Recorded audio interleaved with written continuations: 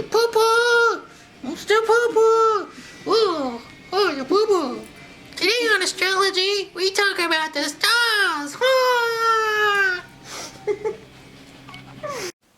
Hi guys, welcome back to my channel. It's AstroCass here, just with an October transits video for you. This one is for my Capricorn risings, but before we jump into it, just wanted to let you guys know that if you could like the video, that would be great. It lets me know what content you're enjoying and what to keep bringing out. And also subscribe to my channel so that way you don't miss any content. I really appreciate it. It just helps me build my channel up a little bit. With that all being said, let's jump into it. So, the sun starts off in your Libra 10th house. This is showing that you're really shining and people are noticing, you know, how well you're doing in the areas of your career, your reputation, and your big lifelong goals. So, you know, at work, you might be really getting noticed for your career and feeling really confident, happy, and excited about that.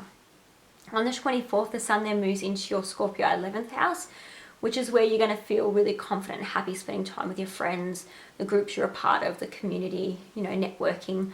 And people will be noticing how well you're doing in this area, like how lucky you are to have those friends and how confident and how much fun you're having.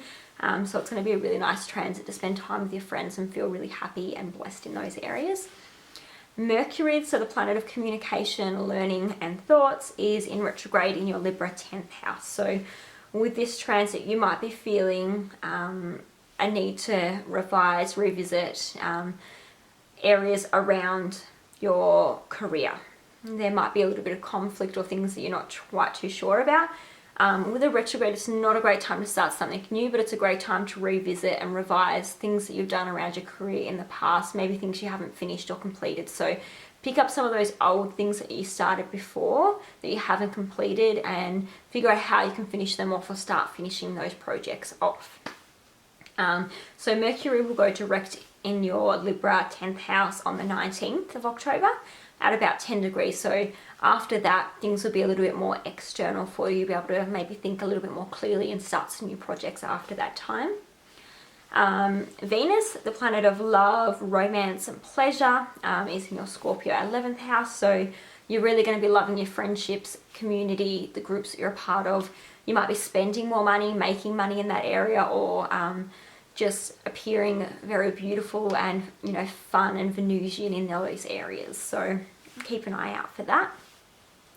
On the 8th, Venus then moves into your Sagittarius 12th house. So you're really going to be loving spending time alone, withdrawing, retreating, maybe, you know, just, you know, finding those pleasures that you can do by yourself. You know, it could be watching movies that, you know, your friends don't like and you get to do it by yourself, or just anything, you know, behind the scenes. You might even be making money from working behind the scenes and out of the public eye. So, you know, with Venus ruling money, you could be working behind the scenes and not getting recognized for it. So that could be playing as well.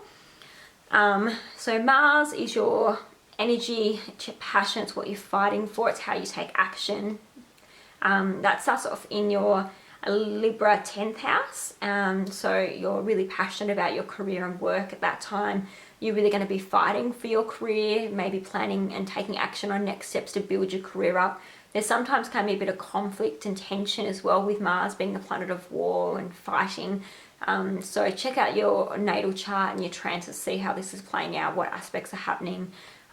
Remember that we have the power to change things. The energy, the planets show the energy about what's happening, but we can look at the other beneficial planets and figure out how we can use that energy to our best and highest self. So nothing's ever set in stone. Even if you've got some hard aspects, it's about figuring out, okay, so, you know, I've got the power to choose how to handle that situation or what to do.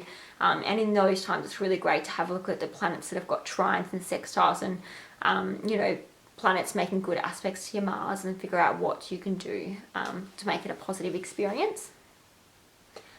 So on the 31st, Mars will move into your Scorpio 11th house. So that's when you're really going to be really passionate about your friends, maybe spending a lot more time taking action around being with your friends.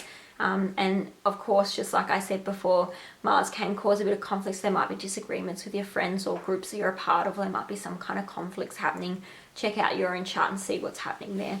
But it's a great time to put energy into your friends and really spend a lot of quality time with them. I also noticed that on the 9th and 10th of October, that the Sun, Mercury and Mars are conjunct at about roughly 16 degrees. So this might be something important that's happening, so keep an eye out for that at transit. The Sun being your vitality, your confidence, your life force, Mercury being your communication, and Mars being your energy, your passion and anger. There could be something big happening then. Then we have the new moon coming up on the 6th of October. And that's happening at 9:35 p.m. in Australian time, and that's happening in your Libra 10th house at 13 degrees. So with this new moon, it's bringing new beginnings and changes for you over the next 3 to 6 months in regards to your career and reputation. So keep an eye out for that and what's going to be happening for you over the next 3 to 6 months and how that might play out. With that new moon as well, there's going to be a few different aspects, but one in particular I wanted to talk about that was closely conjunct this new moon is Mars, and Mars was obviously a key player in what I was talking about on the 9th and 10th with the Sun, Mercury, Mars conjunction. Well, with the new moon, the Sun, Moon and Mars are going to be conjunct as well. So that Mars energy is going to be a pretty key player in that early start of the month as well. You then have a full moon at a full moon on the 21st at 1:26 a.m. in your Aries 4th house at around 27 degrees. So with full moons, it's the endings of cycles, it's completion. When there's a full moon, you can see everything clearly, everything's, bright and it's seen and it's visible. So that's going to be around topics of your home, family, ancestry, all those sorts of things, like your roots. So the most biggest I guess area that you'll notice these changes over the next 3 to 6 months with things ending will be around your home. You might move somewhere, move house, or maybe you'll finish off projects around the house and it'll finally be complete. There's something that's going to be happening around your family or your home that's going to be coming to an end over the next 3 to 6 months for you.